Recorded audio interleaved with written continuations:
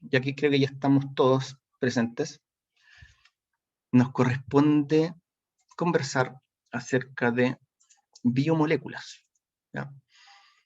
En biomoléculas, confírmenme alguien, bueno, me imagino que sí están viéndolo. Sí, profe, sí se ve. Ya, perfecto.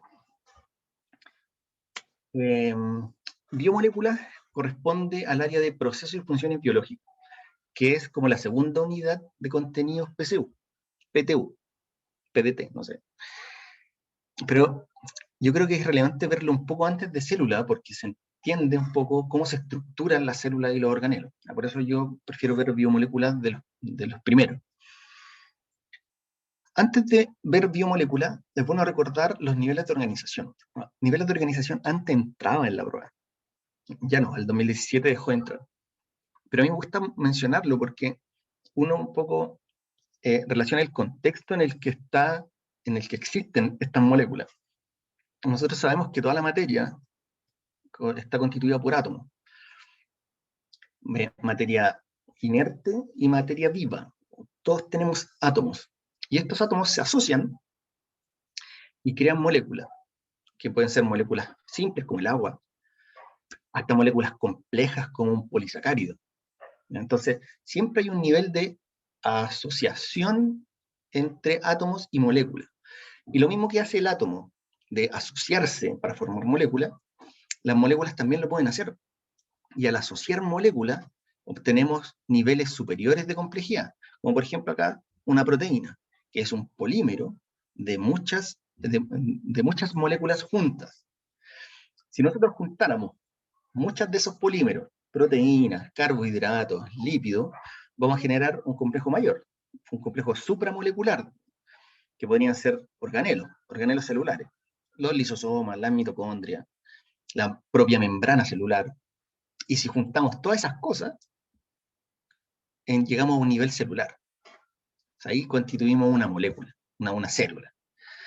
Y ya después pasamos a otras jerarquías, porque muchas células que desempeñan una función similar forman un tejido. Si yo asocio tejidos que también desarrollan o están conectados en común con una función, tengo un órgano. Y si sumo órganos que están realizando la misma función, tengo un sistema, ¿ya? O aparato, antes se llama aparato. Y una sumatoria de sistemas es un organismo, un individuo. Y de ahí nos pasamos un poco más a la parte de ecología, en donde los organismos interactúan con otros, formando poblaciones. Aquí son unos caracoles, una población de caracoles. Los caracoles interactúan con otras especies, formando comunidades, un poco crueles, ¿sí? Porque el pajarito se está comiendo al caracol, parece. Y muchas comunidades crean un ecosistema, ¿ya? Y todos los ecosistemas juntos crean la biosfera. Aquí voy con esto porque siempre hay una asociación de niveles. Los átomos se unen para formar moléculas y así hacia hasta el organismo.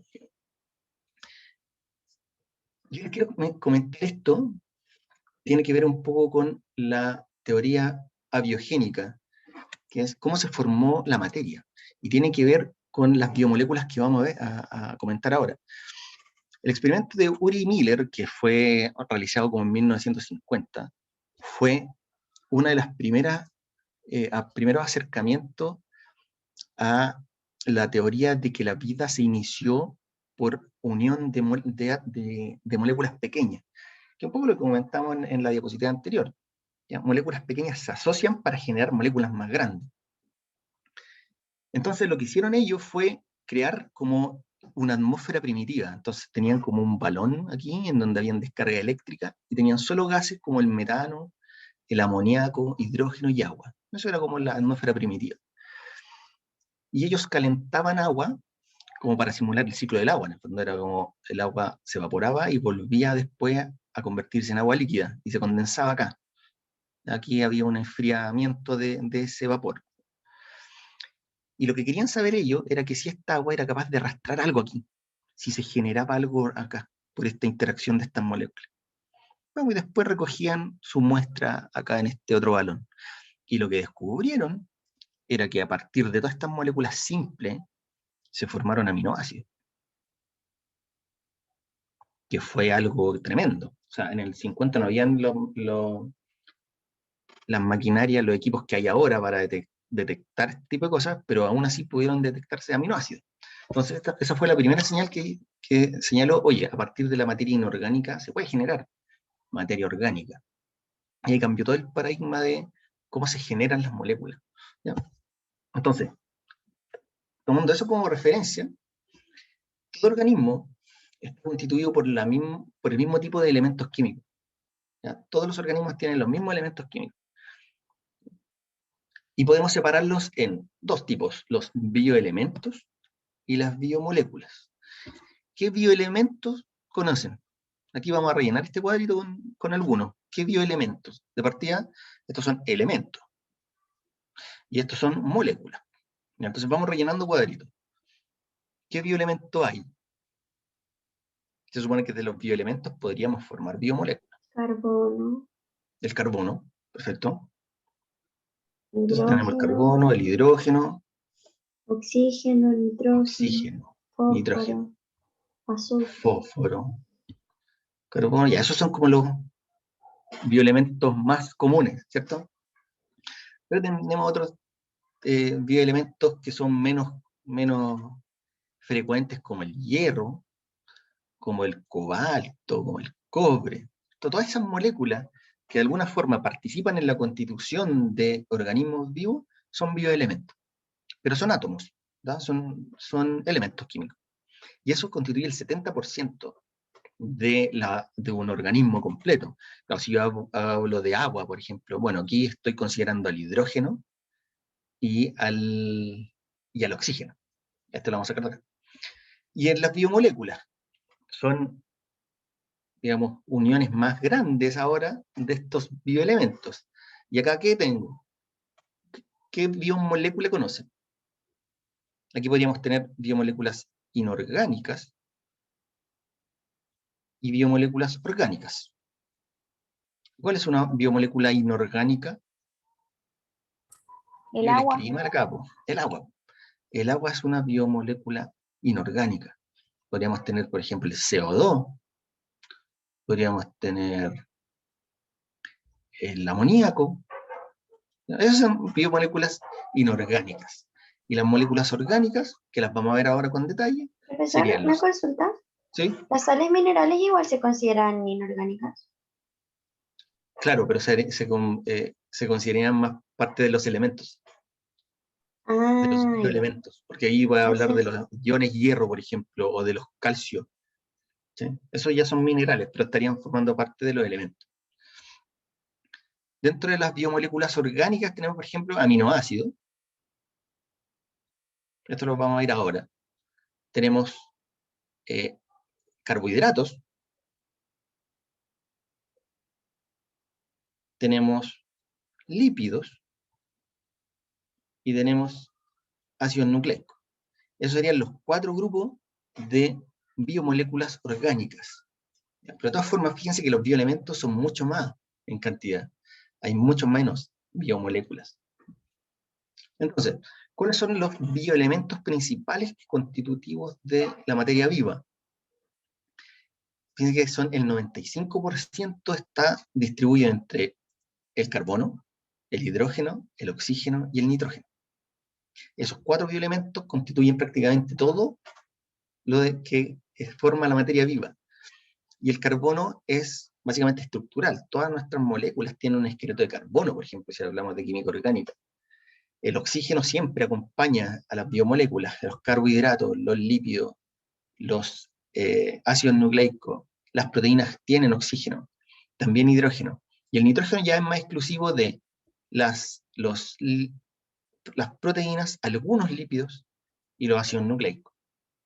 Luego tengo bioelementos secundarios que no alcanzan a ser el 5%, y ahí encuentro el azufre, el fósforo, magnesio, calcio, sodio, potasio, cloro. Muchos de ellos son iones, por ejemplo, y que los voy a encontrar generalmente como iones, como el cloro, el potasio, el sodio, que son importantes en la transmisión del impulso nervioso. Entonces, si uno no consume suficiente potasio, tiene problemas, por ejemplo, en la contractibilidad cardíaca. Entonces, a pesar de que uno los consume en menos cantidades y nos constituyen en menos cantidades, son súper relevantes para la fisiología, para el funcionamiento de un organismo.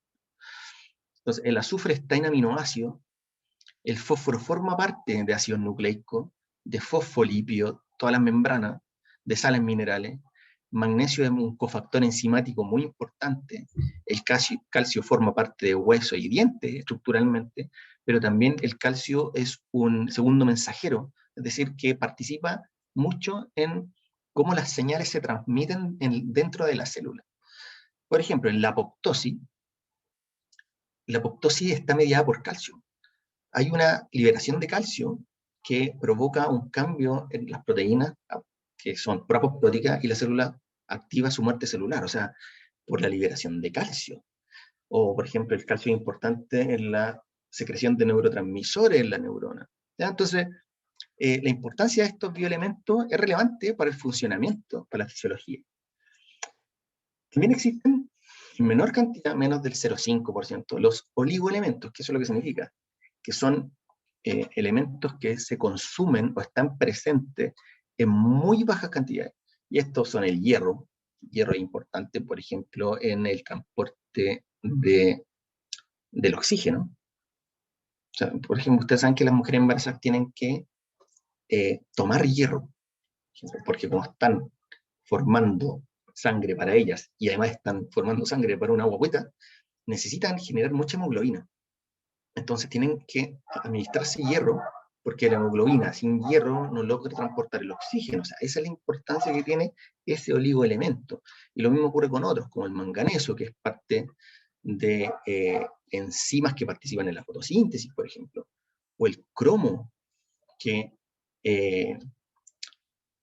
también es un cofactor enzimático que ayuda en la regulación de la glucosa plasmática.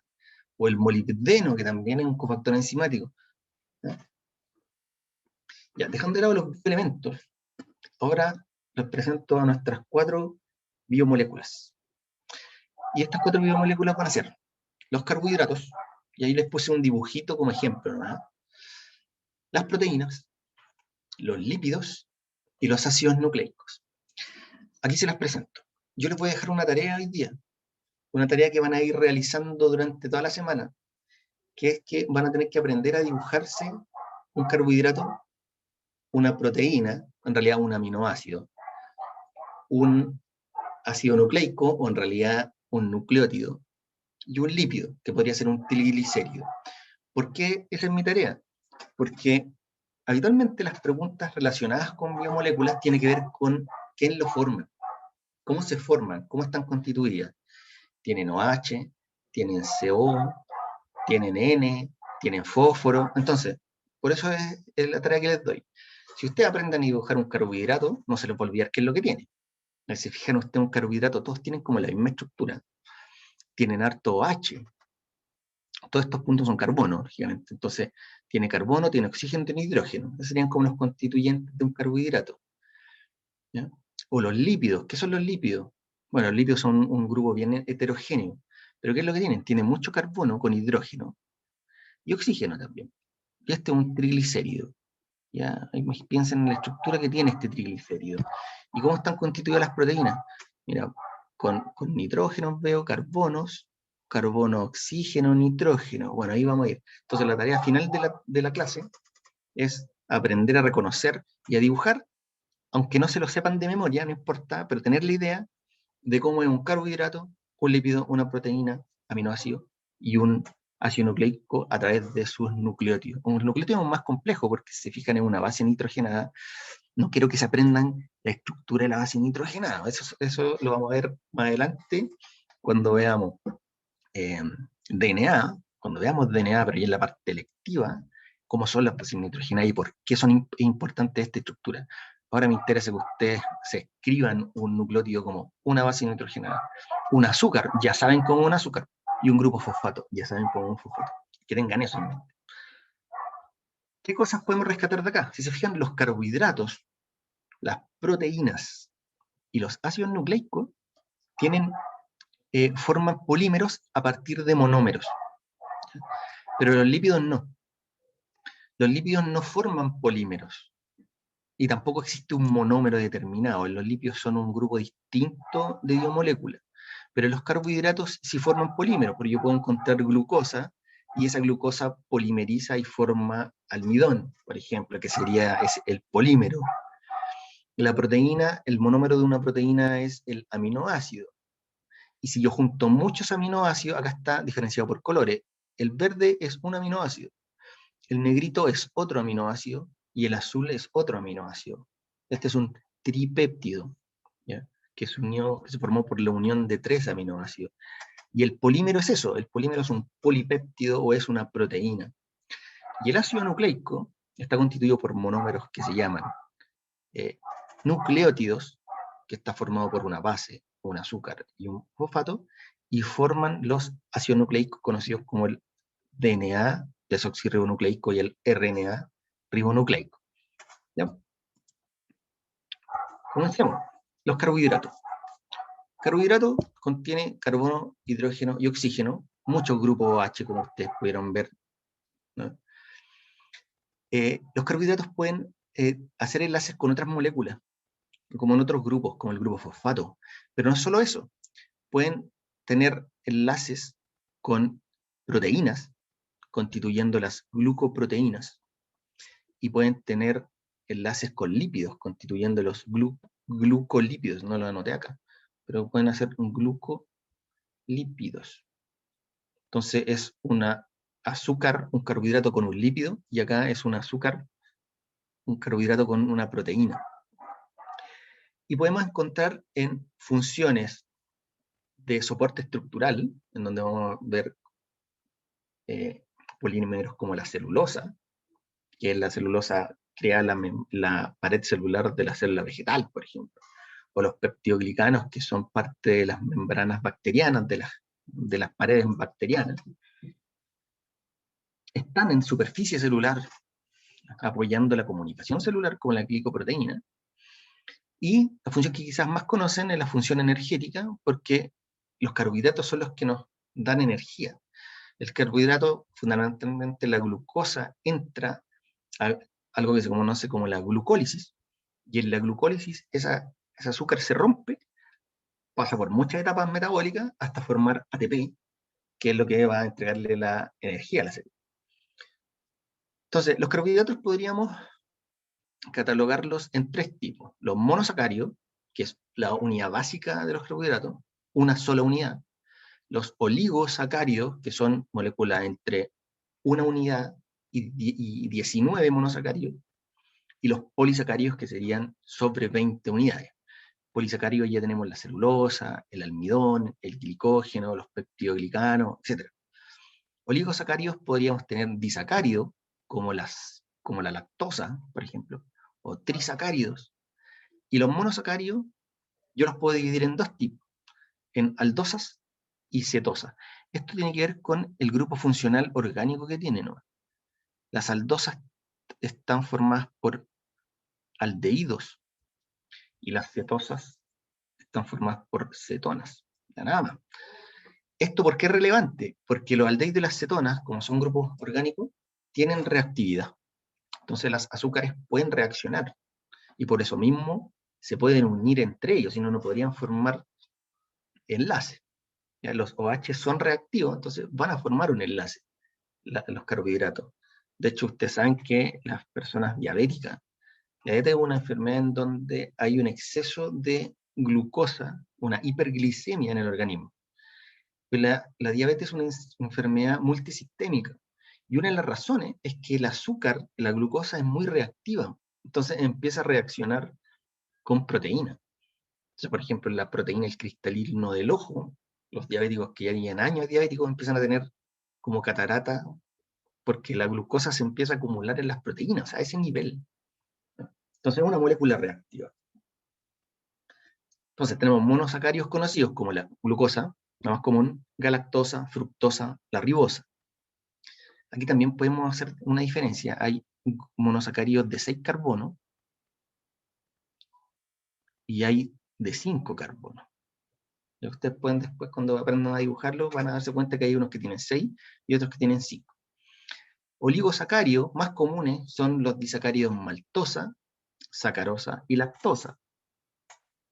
Y polisacáridos, bueno, tenemos el glucógeno, el almidón, la celulosa, la quitina y otros más. Yo les puse una tabla aquí que se les voy a mostrar solo para que vean cómo se van formando los polisacáridos.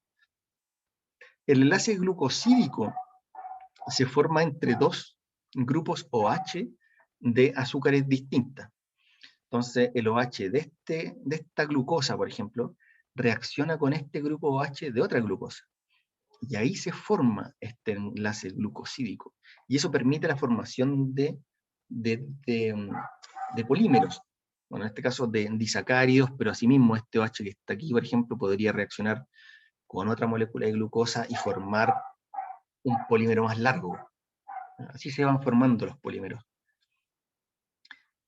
Si yo, por ejemplo, tengo una molécula de sacarosa, que está formada por una molécula de glucosa más una fructosa, esta molécula de sacarosa en el intestino se rompe, porque en el intestino las células intestinales tienen enzimas que pueden romper estos enlaces.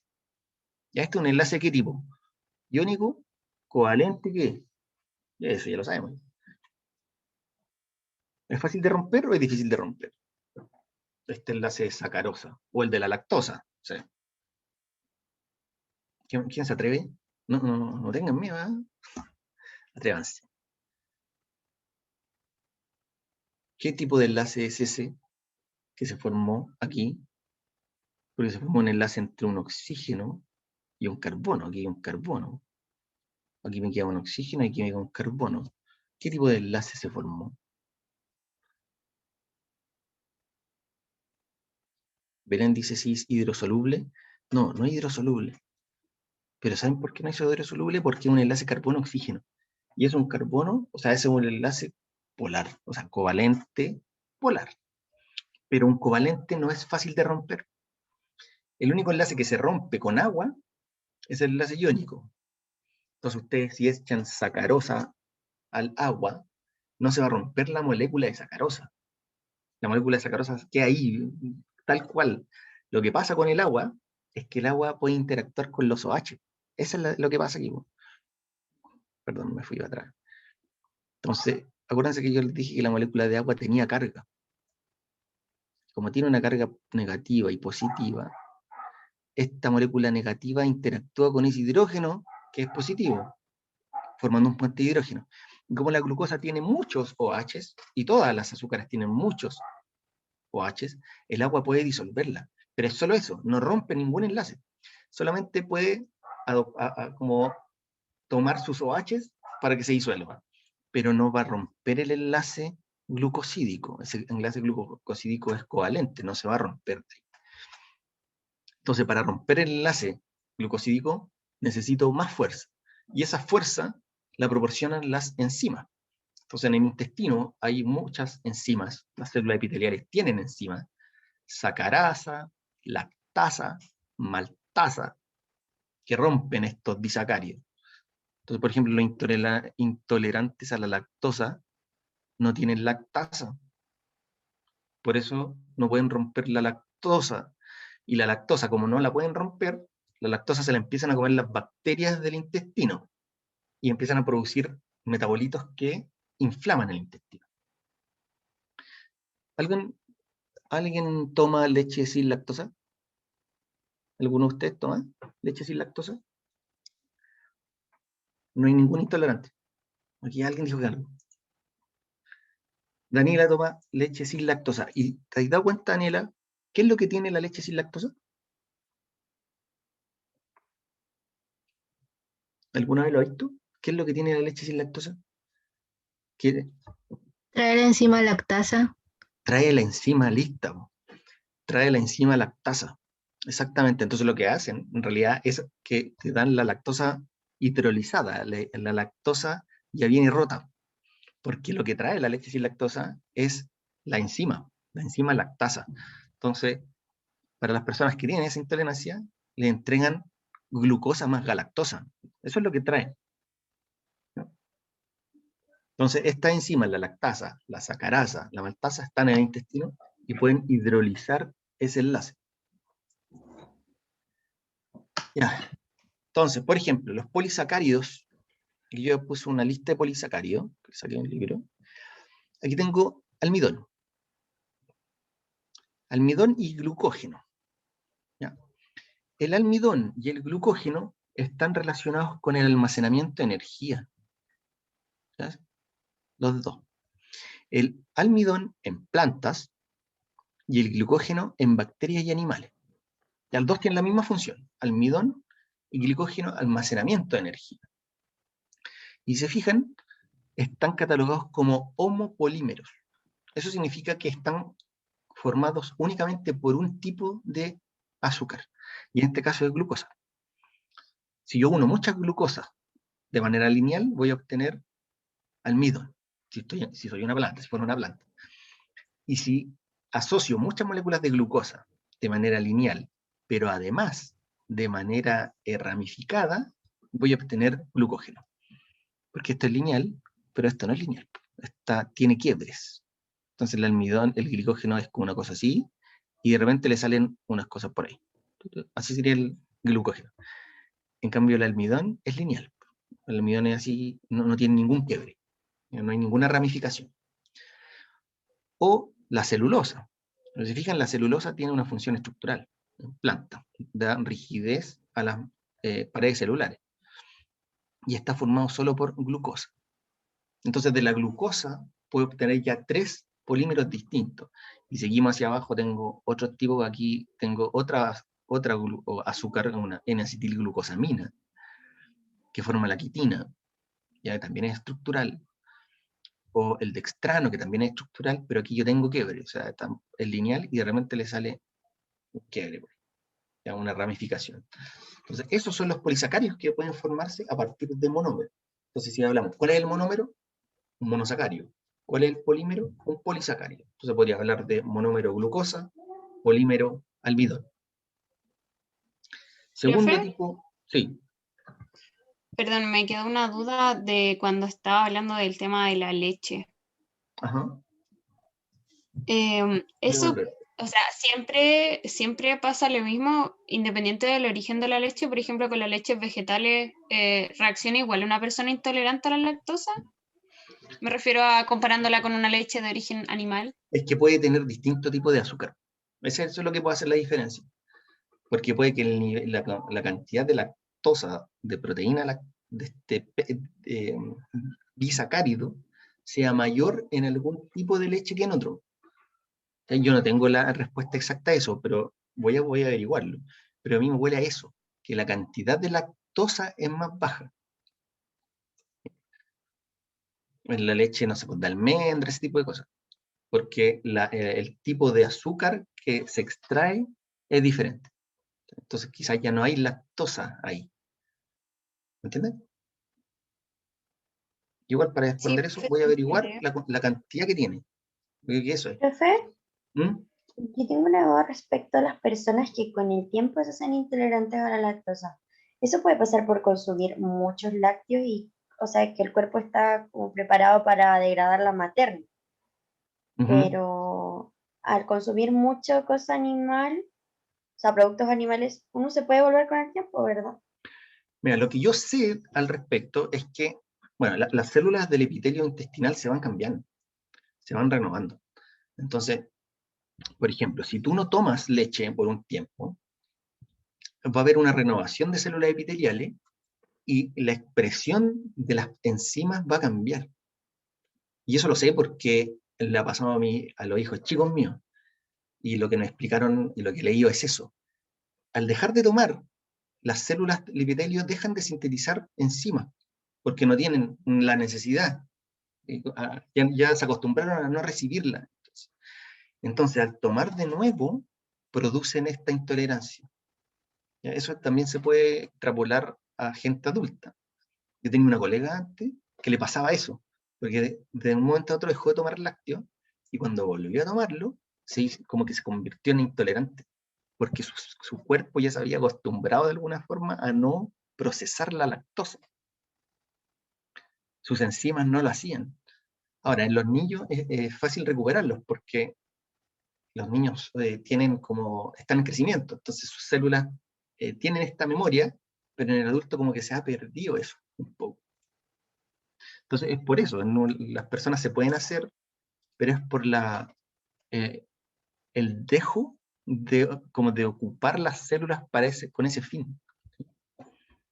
Las células dejaron de producir la enzima, por alguna razón. Profe, Ajá.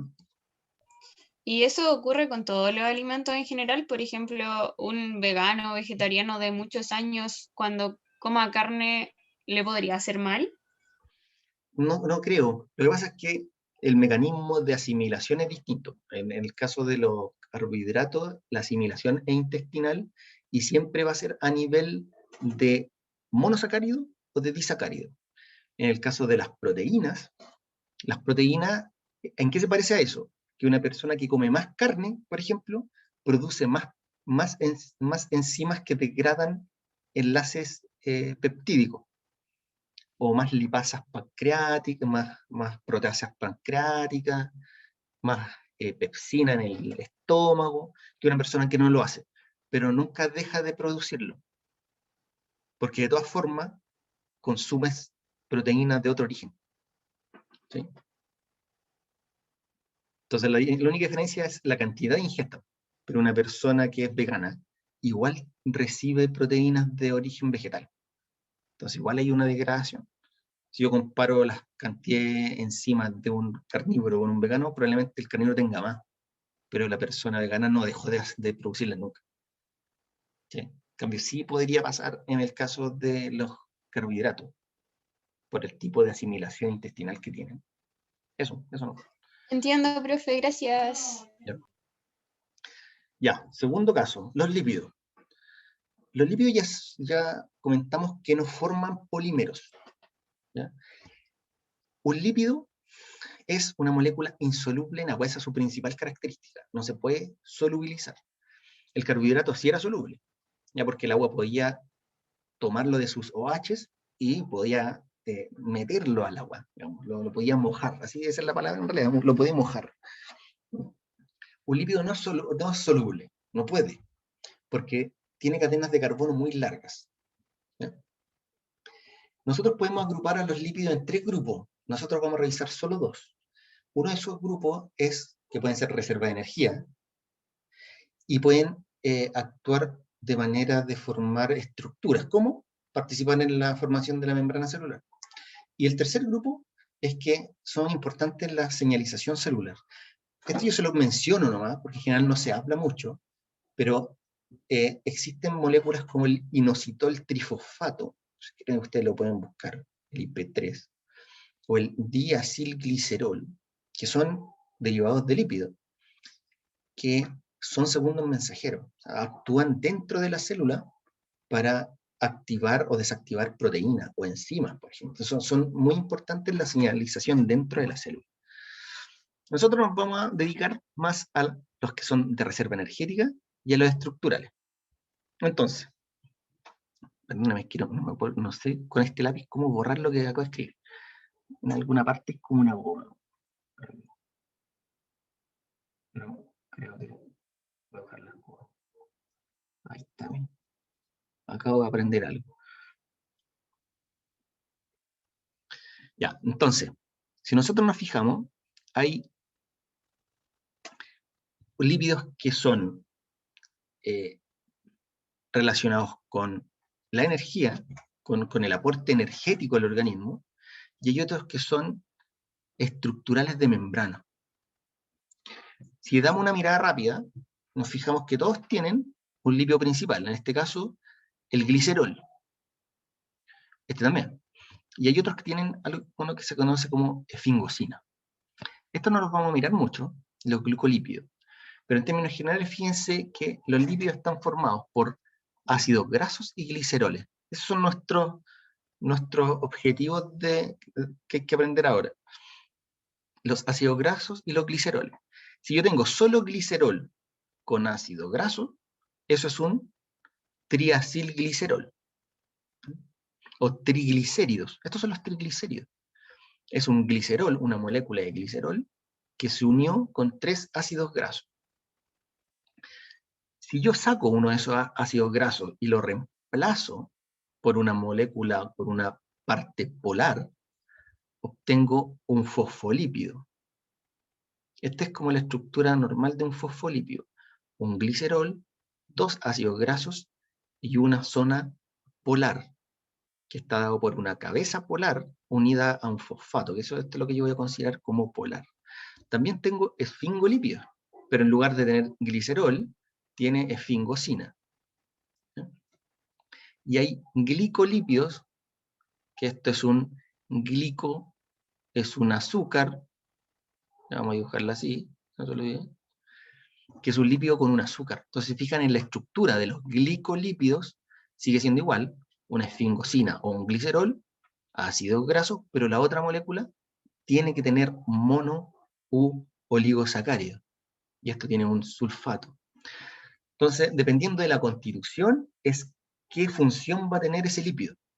Si tengo solo glicerol con ácido graso, bueno, eso es un triglicérido. Si tengo glicerol con ácido graso y algo polarizado, algo polar, una molécula polar, eso es un fosfolípido. Ahí nos vamos a quedar nosotros. Entonces, los triglicéridos se forman por la unión del glicerol con un ácido graso. Los ácidos grasos, nosotros cuando consumimos alimentos, por ejemplo, hay lipasas que degradan los triglicéridos y los convierten en ácidos grasos. Y los ácidos grasos tienen una cabecita polar. Un ácido graso puede ser muy cortito, puede tener 8 carbonos, 9, 12 carbonos, o podría ser muy largo, puede tener 24 carbonos. Por eso yo puse esta tabla. Lo único que me interesa de esta tabla es que veamos que existen ácidos grasos de 12, de 24 o más, que son saturados, o sea, que tienen solo enlaces simples, o también pueden tener enlaces dobles, como esos. Y eso les da ciertas características estructurales. Por ejemplo, los ácidos grasos saturados, las grasas saturadas, tienden a ser sólidas a temperatura ambiente. La mantequilla es un ácido graso saturado, ya, pero eso es sólida. No así el aceite de oliva, que es un ácido, tiene muchos ácidos grasos insaturados. Por eso es líquido a temperatura ambiente. Le da características físicas ese doble enlace, o podría ser más de uno. Entonces, en los triglicéridos, yo podría poner el ácido graso que yo quiera. Ya, por eso la gran cantidad de ácidos grasos, de triglicéridos que se pueden formar. Aquí estos pueden ser los tres iguales, los tres ácidos grasos pueden ser iguales, o pueden ser todos distintos. ¿Ya? Entonces, este ácido graso libre tiene una cabecita polar, que lo hace algo soluble en esa zona, pero a medida que crece la cadena, se hace más insoluble. Mientras más largo es el ácido graso, menos soluble. Ahora, cuando el ácido graso reacciona con el glicerol y forma triglicérido, ya pierde toda su solubilidad, deja de ser soluble. Y los triglicéridos, como son de reserva energética, se guardan en lo que se conoce como lipid droplets, que es el nombre, y yo lo traduje, no sé si la traducción real es esa, como gota de grasa. Voy a anotar aquí, una gota de grasa. Así tal cual. Que son los lipid droplets. Y los lipid droplets se guardan en las células. En las células hay células especializadas para guardar grasas, que son los adipocitos. Y los adipocitos guardan grasita. Entonces yo les puse aquí una fotografía de una microscopía confocal, en donde se tiñe la célula y se tiñe una proteína que es la que forma esta esfera, que se llama perilipina. Y lo que se ve en verde son las perilipinas. Y se tiñó en rojo el lípido, la grasita. Entonces si uno ve la foto superpuesta, ve una membranita formada por la perilipina y adentro está lleno de grasa. Eso es un lipid droplet y ahí se guardan los triglicéridos. ¿Y por qué son fuentes de energía? Porque cuando nosotros nos quedamos sin energía, se nos agotó la glucosa que comimos en el día, el cuerpo echa a mano a los triglicéridos. Y hay sistemas que sacan el triglicérido de los lipid droplets, el triglicérido se va y se degrada en ácido graso, y el ácido graso entra a formar parte de la ruta metabólica para sintetizar ATP. Lo malo es que tenemos mucho glucógeno también, pues entonces en general ocupamos el azúcar diaria, el glicógeno primero, y al último están los triglicéridos. Ya, por eso uno tiende a acumular más grasita. Ya, eso, triglicéridos. ¿Qué pasa con los Profe, fosfolípidos? ¿Sí? tenía Dígame. una duda. En la guía dice que la capacidad energética de las grasas es 3 veces mayor que la de los carbohidratos. ¿Por qué se Así produce es. eso? Porque un triglicérido puede guardar incluso hasta 4 veces más que una glucosa. Lo que pasa es que cuando se entra el ciclo de... Eso tiene que ver un poco con la ruta metabólica. La ruta metabólica para obtener energía de la glucosa es la glicólisis. Y la glicólisis entra al ciclo de Krebs produciendo acetilcoenzimo A. Pero una molécula de glucosa produce 2 acetilcoenzimo A. Pero a partir de un lípido, yo puedo obtener mucho más acetilcoenzimo A. Entonces, por una molécula de glucosa, el lípido me genera el triple de acetil-CoA. Entonces, al final de la fosforilación oxidativa, tengo mucho más ATP desde el lípido. Es por eso. Es una reserva enorme de energía. Lamentablemente no la podemos ocupar al tiro, porque el cuerpo ocupa primero las reservas de glucosa, el glucógeno hepático o el glucógeno muscular, y después de eso ocupa la reserva de triglicéridos, de ácido graso. Por ejemplo, hay artículos en donde hay obesos, personas obesas, que se someten a restricción de alimentos y bajan una cantidad de peso enorme, porque como no consumen, o sea, una persona obesa que consumía 4.000 calorías al día, se le restringió a 1.000 calorías. Pero su gasto metabólico era tan alto que se consumió toda la reserva de glucógeno y empezó a consumir todos los triglicéridos. Entonces una persona obesa en 3 meses, comiendo muy poco, puede bajar mucho de peso, porque va sacando todas sus reservas. No sé si será cierto, yo lo busqué alguna vez, que dicen que una persona obesa estuvo 12 meses sin comer, porque tenía tanta grasa que no necesitaba más aporte energético. Yo no sé si era verdad, lo busqué, no lo encontré, pero en algunos papers científicos se comenta, o sea, en algunos foros científicos se comenta eso. Bueno, de que son muy energéticos los triglicéridos, sí, tienen 3 o 4 veces más que los carbohidratos. Por eso es que también se recomienda salir a trotar, por ejemplo, si se quiere bajar de peso. Bueno, si tú sales a trotar, vas a consumir toda la reserva de glucosa, la glucosa disponible, por eso los carbohidratos son la reserva directa de energía. Lo primero que uno usa es carbohidrato, el carbohidrato circulante. Después, cuando ya no hay glucosa circulando, se activan todos los mecanismos para sacar la glucosa guardada, que es el glucógeno hepático y el glucógeno muscular. Y después, cuando ya no hay glucógeno, porque el glucógeno dura poquito, el glucógeno hepático, la reserva de glucógeno hepático es para horas. Uno puede estar sin consumir alimento un día, y ahí elimina toda la reserva de glucógeno. Y recién después de eso, es triglicérido. Entonces, si uno corre, claro, el músculo agota toda su reserva energética y va a empezar a echar mano a triglicéridos, pero también a proteína. Y eso es lo malo del músculo, que el músculo, como necesita energía rápido, va a empezar a degradar proteínas del músculo para generar energía, porque las proteínas también sirven como una reserva de energía, pero ya esa es la última. Es que sí, por eso el ejercicio también aporta a la disminución de peso. Bueno, nuestra otra molécula lipídica son los fosfolípidos, que quizá ustedes conocen más, porque son los constituyentes de las membranas celulares. O sea, tienen una función netamente estructural. Y un fosfolípido está constituido, como salía en nuestro esquema anterior, también por glicerol, por 2 cadenas de ácido graso y por una zona polar. Y esta zona polar está formada por un grupo fosfato y un grupo polar que yo le puse aquí, X. Y se fijan, el X puede tener distintos nombres. Puede ser una etanolamina, y ahí nosotros estaríamos en un lípido que es una fosfatidil-etanolamina, colina, fosfatidilcolina, o una serina, o sea, sería un fosfatidilserina. Y se fijan, los grupos polares tienen nitrógenos cargados. Ya, eso le da la polaridad, y por eso pueden interactuar con las moléculas de agua. Porque mi oxígeno tenía una carga negativa, ¿se acuerdan? Como este oxígeno tiene mi carga negativa, puede interactuar con esta carga positiva. No es un enlace iónico ni por nada para el estilo, pero sí hay una interacción iónica. Ya no hay una formación de enlace, pero sí hay una interacción. Y eso es bueno para la molécula porque puede estar en el agua. Entonces, toda la cabeza polar formada por este grupo fosfato más la zona de polar de la colina o la serina, van a estar en contacto con el agua. Y todo el resto, que es solo carbono, en la parte del ácido graso, es hidrofóbica. Entonces, si yo pusiera una sola molécula, imagínense que yo tengo un vaso con agua,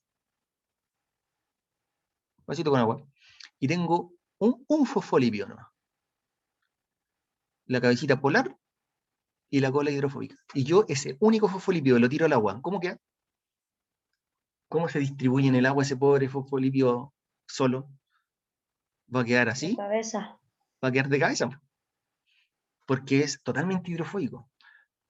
¿Ah? Así queda, así está. De hecho, ustedes pueden hacer la prueba en su casa, un vasito con agua y le ponen aceite encima. ¿Qué es el aceite? Son ácidos grasos. Y como recordamos, el ácido graso, antes de formar este enlace éster, era una parte polar y una parte hidrofóbica. Entonces el ácido graso, un aceite, si ustedes tiran aceite al agua, la parte polar va a quedar en el agua y el resto va a quedar hacia arriba. Por eso el aceite no se mezcla con el agua, porque tienen unas zonas que son muy hidrofóbicas, no van a entrar al agua. Entonces los primeros, los valientes, los ácidos grasos valientes, son los que van a quedar ahí con el grupo polar hacia el agua. Y después el resto va a quedar formando enlaces hidrofóbicos con las colas, ¿no? Pero hay unas pequeñas zonas que se hunden. Entonces, si yo echo un segundo fosfolípido al agua, va a ser lo mismo. Y un tercero va a ser lo mismo. Y cuando ya la concentración aumente, ahí van a empezar a formarse estructuras mayores de los fosfolípidos, porque tienen una zona polar y una zona apolar. Cuando ya la concentración es alta, los fosfolípidos pueden formar micelas. Y aquí yo puse un dibujo distinto al que siempre se ve, porque la micela no es algo plano, la micela es algo esférico, en donde están todas las colitas mirando hacia adentro y todas las cabecitas mirando hacia afuera. Yo les puse en la guía y acá que las zonas polares siempre quieren estar en contacto con el agua, la cabeza polar va a estar en contacto con el agua, y la cola siempre va a querer estar escondida del agua. Entonces esta distribución de la micela es perfecta, porque quedan todas las colitas hacia adentro y las cabezas quedan mirando al agua. Perfecto. Los liposomas son menos conocidos, pero los liposomas es como que ustedes doblaron una bicapia lipídica, en el fondo. ¿Ya? Aquí, esta es la mitad de un liposoma. Acá está el fosfolípido externo con sus colitas hacia adentro, y hay un fosfolípido interno que también tiene sus colitas hacia adentro. Entonces se forma aquí una parte interna que también es hidrofílica. Acá adentro también puede haber agua. De hecho, no sé si ustedes supieron, pero el RNA, las vacunas de RNA de ahora, contra el coronavirus, las vacunas de RNA vienen en liposoma.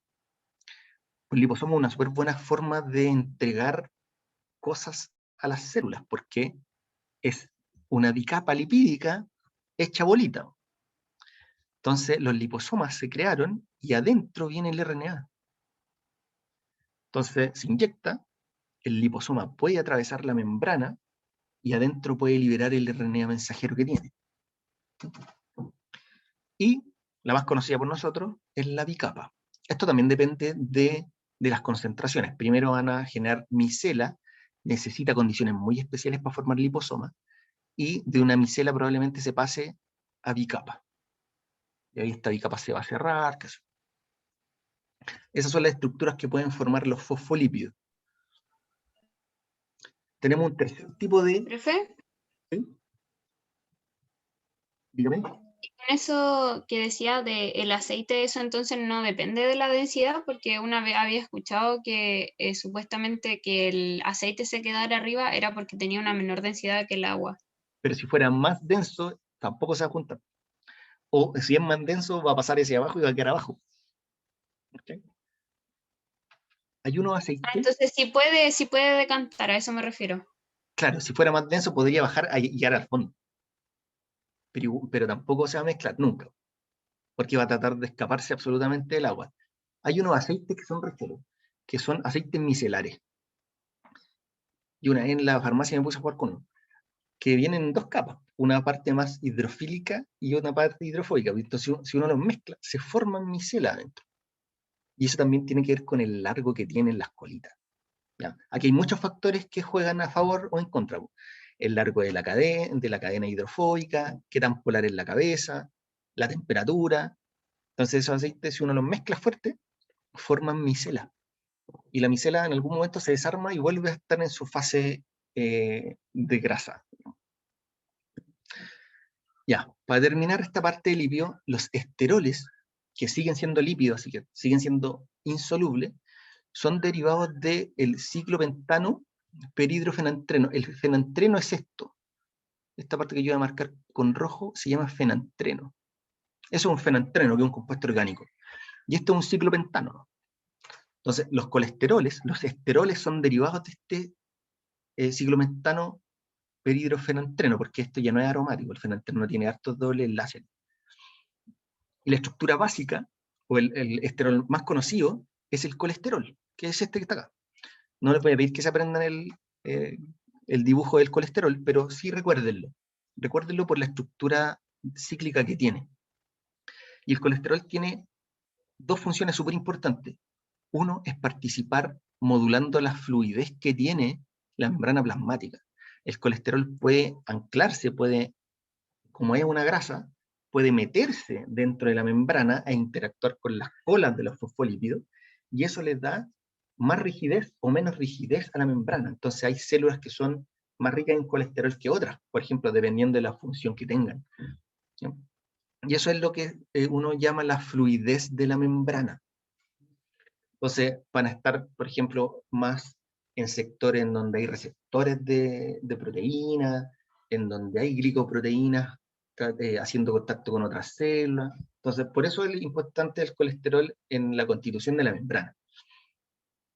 Si yo saco el colesterol de la membrana, hago una célula como mucho más fácil de romper. La función que tiene el colesterol, alguna vez lo vi en un artículo, la función del colesterol, como para que uno se haga la idea, es que la membrana no se solidifique. Así aparecía como en la descripción. El colesterol tiene la función para que la membrana plasmática no se rigidice, no se ponga sólida. Eso no va a pasar por la constitución que tiene, pero una buena forma de pensarlo. Entonces el colesterol es importante en esta modulación de actividad en la membrana plasmática.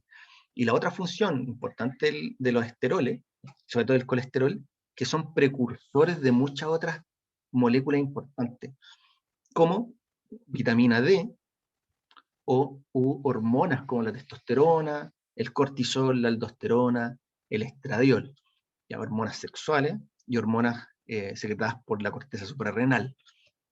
Y vitaminas, yo puse aquí la vitamina. Aquí está el colesterol, y el colesterol se transforma por algunas enzimas, luz ultravioleta de por medio, en la dihidroxivitamina D3, que ya no tiene la forma del colesterol. O sea, si uno la mira, es como que no se parece, pero sí deriva del colesterol. Y por último, para ya ir terminando con el capítulo de biomoléculas, están las proteínas, que tal como lo vimos en una de las primeras diapos, las proteínas sí tenían este juego monómero-polímero, porque las proteínas se forman a partir de los monómeros llamados aminoácidos. Y los aminoácidos tienen la estructura general que se muestra acá. Todos los aminoácidos tienen un grupo amino y tienen un grupo ácido carboxílico. Por eso se llaman aminoácidos, porque tienen el grupo amino y el grupo ácido.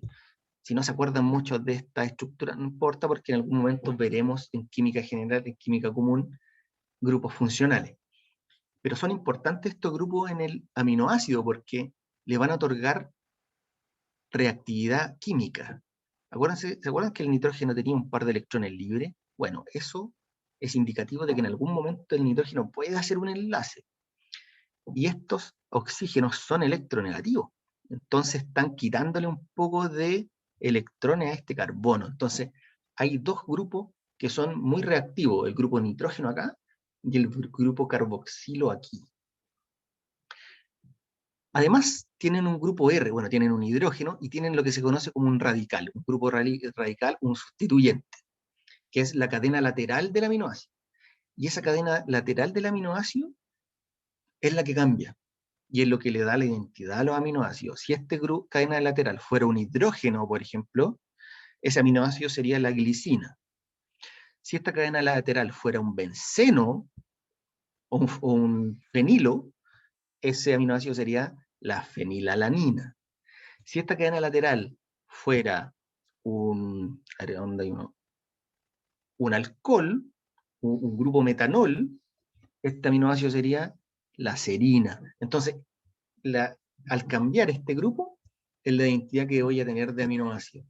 Y los aminoácidos tienen propiedades distintas, porque como puedo ver yo acá, hay aminoácidos que son derivados de grupos de hidrocarburos, ¿no? Carbono y hidrógeno. Son poco polares, no reaccionan mucho, pero hay otros que tienen grupos cargados, como la arginina, por ejemplo, o la lisina. Entonces, estos aminoácidos son mucho más reactivos que estos que están acá. Ya, eso es lo que hace particular a los aminoácidos y a las proteínas. Entonces, tal como ocurría en los carbohidratos, las proteínas, los aminoácidos podrían formar péptidos cortitos, que serían péptidos de 3 a 15 aminoácidos, polipéptidos hasta 50 aminoácidos, y luego proteínas que podrían llegar hasta miles de aminoácidos. Hay una proteína que se llama como titina, la titina creo que. La titina es la proteína más larga que se conoce, que tiene 24.000 aminoácidos. Yo puedo equivocarme en el número, pero tiene muchos miles de aminoácidos. Bueno, los aminoácidos se unen por enlaces peptídicos. Se fijan, el nitrógeno y este grupo O carboxilo se unen y se pierde una molécula de agua. ¿Ya? Entonces eran los grupos que nosotros estábamos señalando, el nitrógeno, que era el cargado, y el grupo carboxilo. Esos son los grupos que van a reaccionar y van a unir a una molécula, a dos aminoácidos, formando un dipéptido. Y después, este otro aminoácido que también tiene un nitrógeno, con un aminoácido que está más allá, podemos formar un tripéptido y así formar una proteína. Y las proteínas tienen 4 estructuras. Una estructura primaria, que es solamente la unión de los aminoácidos. Pero es súper importante la estructura primaria porque, como los aminoácidos cada uno tiene propiedades químicas distintas, el orden en el que se unan ya le da propiedades distintas a las proteínas. O sea, basta con que yo saque estos dos aminoácidos de esta estructura y los cambie por otros dos, y esa proteína ya no es la misma. Y es por eso la importancia de las mutaciones. Por ejemplo, hay proteínas que uno les cambia un par de aminoácidos y la función es distinta. O sea, ahora estamos en contingencia en donde todavía hemos escuchado hablar de las nuevas variantes del virus. Sigamos hablando de eso, porque es justamente lo que pasa. Al cambiar el virus, al cambiar ciertas bases nitrogenadas de su código genético, genera proteínas distintas.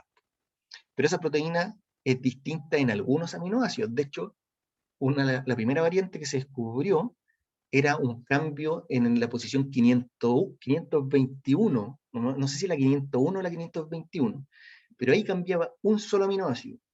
Y al cambiar ese único aminoácido, provocaba que la unión de la proteína viral al receptor fuera mucho más fuerte. Y eso es todo. Y al ser mucho más fuerte la unión proteína-receptor, el virus podía entrar con mucha más facilidad a la célula. Listo, eso fue todo. ¿Se dan cuenta? O sea, cambiamos un solo aminoácido y la funcionalidad de la proteína cambió. Entonces, la estructura primaria de una proteína es importante por eso, porque me va a decir la secuencia de aminoácidos que tiene. Pero esta estructura primaria va a dar origen a una estructura secundaria. ¿Por qué? Disculpe, Sí. antes que pase a la estructura secundaria. Ajá. Cuando el virus, o sea, se sabe que no es un ser vivo, pero puede buscar la forma de atacar más fuerte con cada una de sus mutaciones? Es que una cosa interesante de los virus es que su evolución se basa en las mutaciones. O sea, la mutación del virus ya llevamos muchas. Cada vez que el virus infecta a una persona y se traspasa de esa persona a otra e infecta muchas células dentro de esa persona, ya genera mutaciones. Y a medida que más mutaciones genera, va buscando la que es mejor.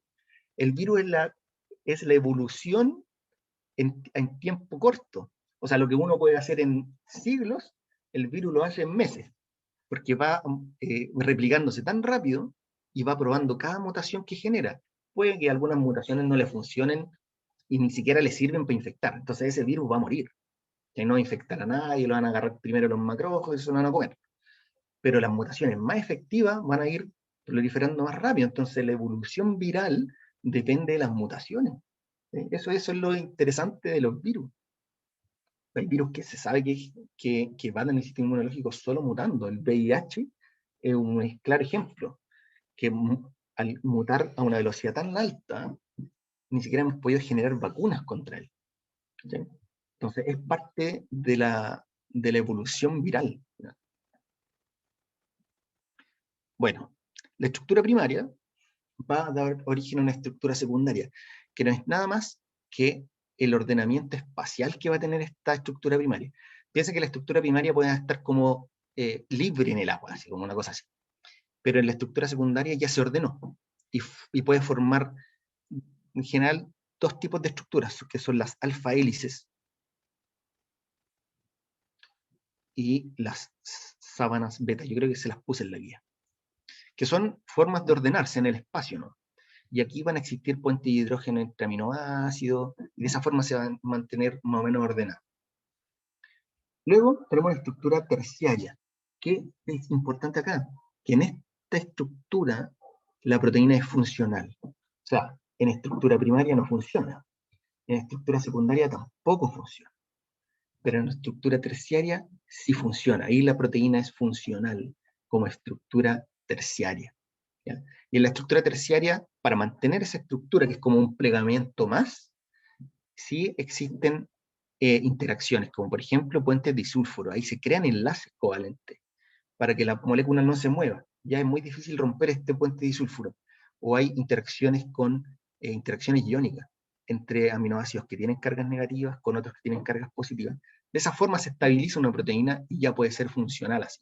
Todas las proteínas, para que sean funcionales, deben llegar a la estructura terciaria, todas.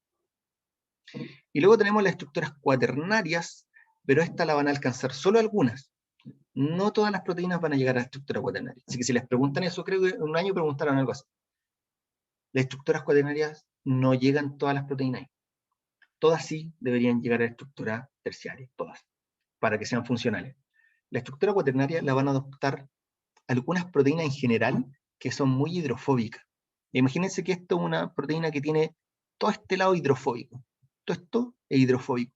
Entonces, si yo la pongo en solución en una célula, va a estar como incómoda porque, como sabemos, va a tratar de esconder esa parte hidrofóbica. Entonces, la naturaleza, ¿qué es lo que ideó? Así como los fosfolípidos pueden estar colita con colita escondiéndose, las proteínas se juntan entre ellas también. Entonces, esta proteína hidrofóbica se va a juntar con otra igual a ella y van a juntar sus zonas hidrofóbicas para esconderla. Y esa es una estructura cuaternaria. En general son proteínas que forman dímeros, trímeros, tetrámeros. La cuestión es que forman complejos con muchas subunidades. Y esas son las proteínas que adoptan estas estructuras cuaternarias, como por ejemplo las inmunoglobulinas. La inmunoglobulina, bueno, esta es la estructura terciaria de una inmunoglobulina, pero todo esto está plegado y esta es la cadena liviana de la inmunoglobulina y la cadena pesada de la inmunoglobulina, y están, aparte de estar unidas por enlaces disulfuro, tienen interacciones hidrofóbicas y de esa forma están estabilizadas. Si yo desarmo esta inmunoglobulina, no va a funcionar. Y esta es la estructura funcional de una proteína que necesita adoptar una estructura cuaternaria. Si yo rompo esta estructura cuaternaria y la dejo como terciaria, no va a funcionar. O sea, hay proteínas que sí necesitan llegar a la cuaternaria. pero la mayoría va a estar funcional como terciario. Bueno, y aquí yo podría hacerle una clase entera de funciones de proteína, porque deben ser lejos las que más cosas puede hacer. O sea, si a usted se le ocurre algo, probablemente sí la proteína esté ahí, porque hace de todo. Las proteínas tienen funciones estructurales. Existe el colágeno, las queratinas, que son proteínas estructurales, forman el pelo, las uñas, las proteínas del citoesqueleto, las miosinas, las actinas, etc. Tienen funciones estructurales, tanto intracelulares como extracelulares. Están involucradas en la señalización y transporte en la membrana. Hay proteínas que forman canales iónicos, por ejemplo, o receptores. Bueno, aquí puse receptor de insulina, pero pueden haber receptores de muchos otros tipos. Enzimas. Antiguamente había un capítulo completo de enzimas, preguntaban actividad enzimática. Y eso ya no se hace, pero si ustedes quieren, yo les puedo hacer una capsulita y se la subo de cómo funcionan las enzimas. Pero las enzimas son los catalizadores de las reacciones. O sea, esta lactasa es la que catalizaba la ruptura de la lactosa. Tenemos la anhidrasa carbónica, la TPasa, miles de enzimas involucradas en reacciones metabólicas. Pueden ser hormonas, las proteínas pueden ser hormonas, porque conocemos el caso de la insulina y el glucagón, que son péptidos. La insulina tiene 95 aminoácidos, 91 aminoácidos, por ahí. La hormona vasopresina, por ejemplo, que es un péptido más bien pequeñito, ¿eh? La vasopresina y la oxitocina creo que tienen 9 aminoácidos, son cortitos. La gonadotrofina, la hormona del crecimiento, perdón, la hormona del crecimiento, es una proteína de 190 aminoácidos, más o menos, o la tiroxina, que es la hormona derivada de la tiroide. No me voy a volver para atrás, pero después ustedes revisen los aminoácidos, y hay un aminoácido que se llama tirosina. Bueno, la tiroxina es derivado de la tirosina, es un péptido muy corto, creo que son 3 aminoácidos, ¿no? 3 tirosinas unidas, una cosa así. Entonces tenemos hormonas que son derivadas de proteínas como la insulina o la hormona del crecimiento, y otros que son más cortitos, que son péptidos, ¿no? Por la vasopresina, la oxitocina, la tiroxina. Defensiva, función defensiva, anticuerpos, el fibrinógeno, trombina, que están involucrados en la coagulación, por ejemplo. En el transporte de sustancias, la hemoglobina transporta oxígeno, la albúmina transporta lípidos, por ejemplo. En reservas nutricional, la lactoalbúmina, la gliadina, que tiene que ver con el consumo de energía, o, actividad reguladora, como las ciclinas. Las ciclinas son proteínas que están en el ciclo celular. Por eso el nombre que tienen. Las ciclinas regulan la entrada de las células al ciclo celular, por eso están como en función reguladora. Contracción, las dineínas, las actinas, otras proteínas del citoesqueleto, y también tiene una función mayor que es la homeostasis, que es mantener el equilibrio osmótico y el pH celular, y una de ellas es la albúmina. Nosotros tenemos muchas proteínas intracelulares y extracelulares, y eso mantiene una presión osmótica normal en las células. Bueno, eso es todo el contenido de biomoléculas. Yo puse, y quiero revisar muy rápido con ustedes, preguntas que encontré en los ensayos de EMRE. Por eso aquí, cuando ustedes vean entre paréntesis el año, es porque yo lo saqué de algún ensayo oficial de EMRE. Y se fijan, esta es como la tónica de las preguntas relacionadas con biomoléculas. Por ejemplo, dice, a diferencia de los hidratos de carbono, las proteínas presentan carbono, hidrógeno y oxígeno. Bueno, los hidratos de carbono presentan carbono, hidrógeno y oxígeno también, ¿por cierto? Los hidratos de carbono también tienen CHO, porque si yo hago mi dibujito, por eso yo les di la tarea, si yo me hago mi dibujo, yo sé que aquí hay carbono, hidrógeno y oxígeno. Perfecto, entonces tanto hidrato de carbono como proteína tienen eso, así que está, no es, porque las dos lo tienen. Estoy buscando algo que tengan solo las proteínas. ¿Forman parte de membranas celulares? ¿Los hidratos de carbono forman parte de las membranas celulares? Bueno, no hemos visto membrana todavía, pero sabemos que hay hidratos de carbono, fundamentalmente como glucoproteínas, que sí forman parte de la membrana. Glucoproteína. Bueno, y ahí ya contesté la pregunta, porque están las gluco, hidratos de carbono, y proteína. Entonces esto es para las dos. ¿Posee enlaces covalentes en su estructura? ¿Las proteínas tienen enlaces covalentes? Sí, tienen enlaces peptídicos entre el nitrógeno y el carbono. Pero el hidrato de carbono también tenía un enlace covalente, porque era un enlace entre dos carbohidratos, ¿se acuerdan? Formó. Así que las dos tienen enlaces covalentes.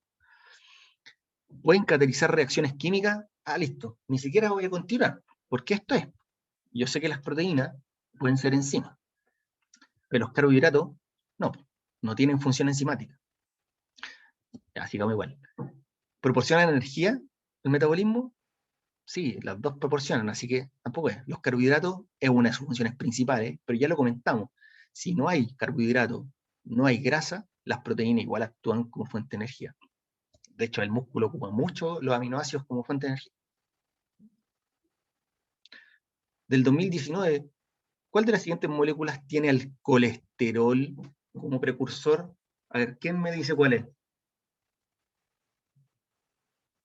Esta la vamos a sacar, porque no hemos visto. La tiroxina.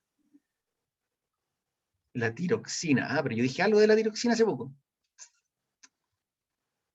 La tiroxina Va, venía de la... disculpe, la progesterona, porque Ah, esa es ajá, una ya me hormona. estaba asustando. La progesterona. La progesterona es una hormona y viene del colesterol. Exacto. Tenía la progesterona, tenía la testosterona, el cortisol, la aldosterona, vitamina D.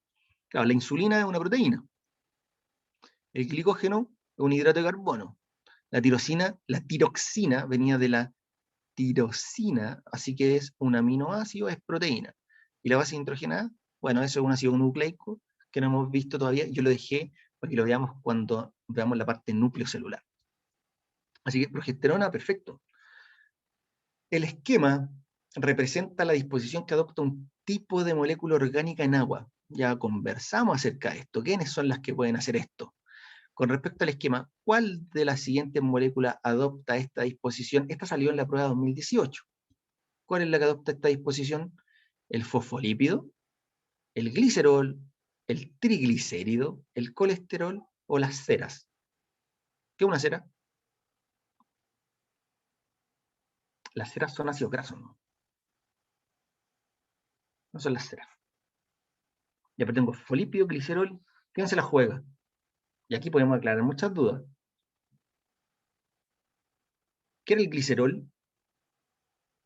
El glicerol era solo era esto, ¿no? El glicerol. Carbono, carbono, carbono.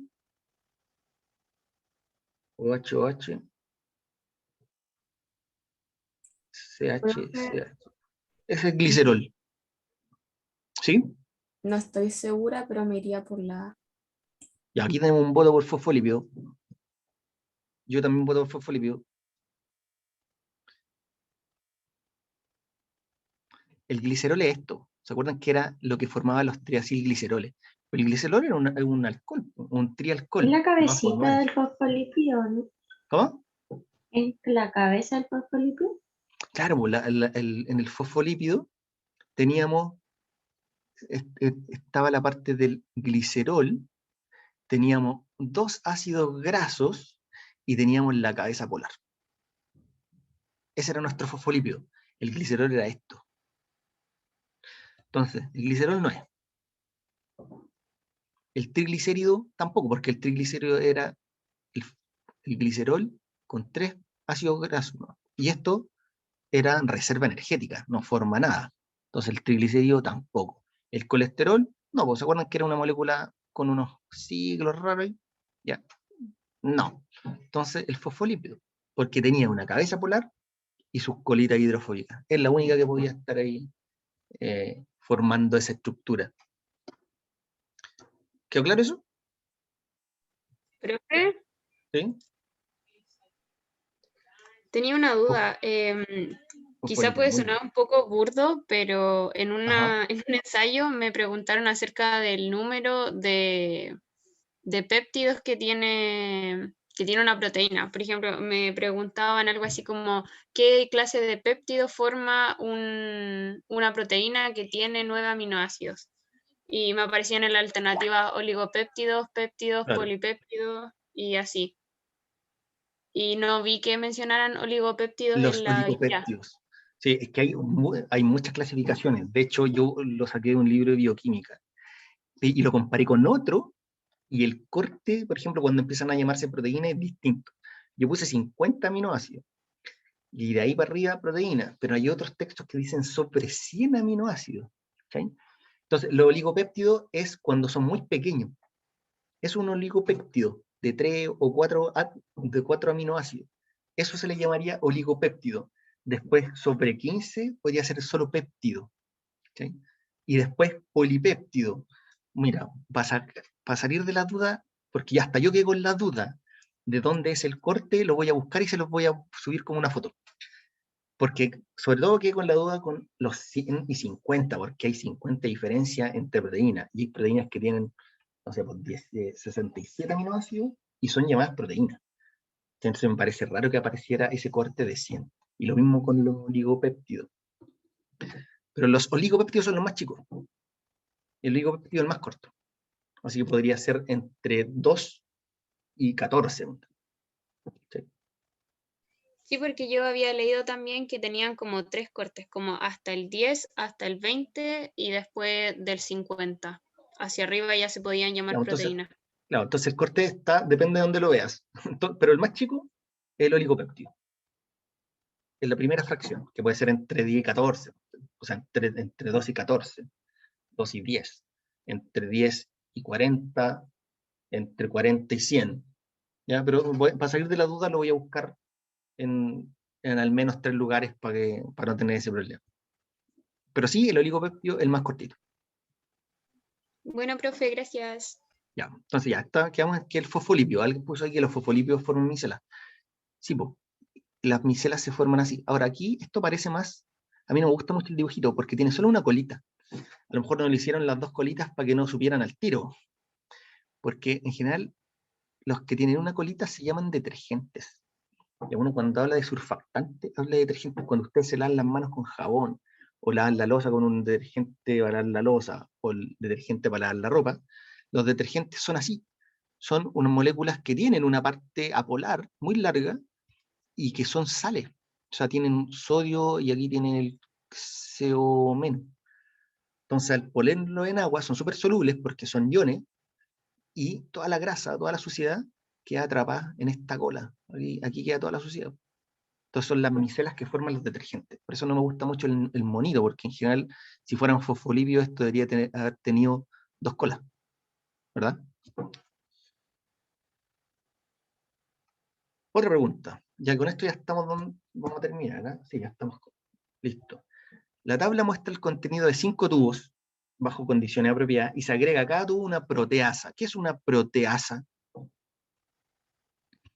Siempre cuando usted, una enzima. Ya cuando ustedes vean algo terminado en asa, es una enzima. Y esta es una enzima que rompe proteínas. Eso es lo que le dice la proteasa, una enzima que rompe proteínas. Entonces, al cabo de un tiempo, se analizaron los contenidos finales. Y ahí tienen los 5 tubos. ¿En cuál tubo se encontrarán aminoácidos? O sea, lo que están preguntando acá es, ¿cuál tubo tiene proteínas? ¿El almidón es una proteína? No, es un azúcar, ¿verdad? Es un polímero, un polisacárido. ¿El ácido desoxirribonucleico es una proteína? No, es un ácido nucleico. ¿La insulina es una proteína? Sí, sabemos que es una hormona proteica. Listo, entonces marco el tubo 3. No, ni siquiera reviso el 4 y el 5, porque ya fosfolípido y colesterol son lípidos. ¿Bien? Si fijan, las preguntas son bien relacionadas con la estructura y conocer qué es un lípido, qué es una proteína, qué es un azúcar, qué es un polisacárido, etc. En los mamíferos, la molécula de colesterol, otra vez, tiene las siguientes funciones. ¿Cuáles son las funciones del colesterol? ¿El colesterol provee de energía a las células? Aquí no quiero que se confundan, porque si bien el colesterol es un lípido y los lípidos sí pueden proveer de energía, el colesterol no lo hacía, porque el colesterol, las funciones que tenía era ser el precursor de otras moléculas como hormonas o participar estructuralmente en la membrana. Esas son las dos únicas funciones que el colesterol hace. no le asignemos ninguna más. Y a pesar de ser un lípido, el colesterol no actúa como una fuente de energía. Así que la primera no. ¿Formaría parte de las membranas? Claro. Le daba estabilidad a la fluidez de la membrana plasmática. ¿Y es precursor de hormonas? También. Es 2 y 3. Esta salió en el 2017. ¿Ven? Ese es el tipo de pregunta. Yo les voy a subir ahora, no sé si al tiro, pero hoy voy a dejar puesta, la guía, o sea, las preguntas relacionadas con esta materia de biomoléculas. ¿Ya? No sé si alguien tiene alguna duda, algo que haya quedado así como o Profe, pendiente. entonces, ¿cuál va a ser la modalidad ahora? ¿Va a subir después de la clase preguntas? Sí, sé que lo voy a hacer así, después de la clase, o sea, porque yo he subido antes y algunos ya han tratado de hacerlo. No encuentro que sea malo, porque así ya tienen la idea. No sé qué les parece, no sé qué les parece a ustedes. Yo preferiría que hicieran las guías después de la clase, pero si quieren verla antes, tampoco encuentro que esté malo. No sé qué prefieren ustedes. Mandarla antes como para revisar y tener una idea y después de clase ya tener los conocimientos para responder. Ah, ya, le gustaría revisarla igual antes. Ya, pues entonces la subo antes de las clases, o sea, el cuestionario esté disponible un par de días antes, para que ustedes empiecen a ver cómo son las preguntas y después de clase la contestan. ¿Me parece bien?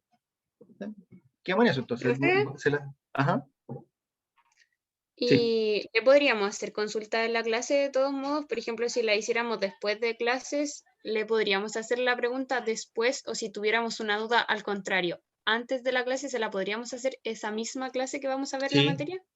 sí, por supuesto. Y para eso también está el WhatsApp. O sea, al otro día usted me pone un mensaje, profe, hice lo que podría afectar es que algún compañero que no la ha hecho se va a quedar por eso. ¿Sí? Entonces, lo ideal es que todos hicieran o trataran de hacerla, no sé, y así tenemos la clase hoy día. Tratar de hacerla después de la clase, o sea, mañana a lo mejor hacer, mañana o el sábado, o sea, dar un par de días para hacerla, porque yo me fijé que de química, por ejemplo, la han hecho como 7 de los 17. A lo mejor es porque está muy difícil, no lo sé, pero inténtenlo igual, porque así yo sé lo que están contestando y sé en qué se están equivocando. Y eso me permite a mí corregir algunas cosas en la clase que viene. No, mira, vámonos así. Si ustedes quieren preguntarme en la clase, pregúntenmelo. Y si quieren al otro día mandarme la pregunta por WhatsApp, mándenme. A todos nos sirve. A mí me sirve para saber en qué se están equivocando ustedes y a sus compañeros les sirve para, si no captaron algo, enterarse ahí. Recuerden que esto igual es un mecanismo bueno de aprendizaje. Yo al mandarle una respuesta por el WhatsApp, por ejemplo, igual estoy instruyéndolos en la materia. ¿Ya? Así que por ahora voy a subir antes de las clases entonces la guía para que revisen las preguntas y sepan a qué vienen. Si alguien ya la contestó y tiene duda, válida es su pregunta en la clase. ¿Ya?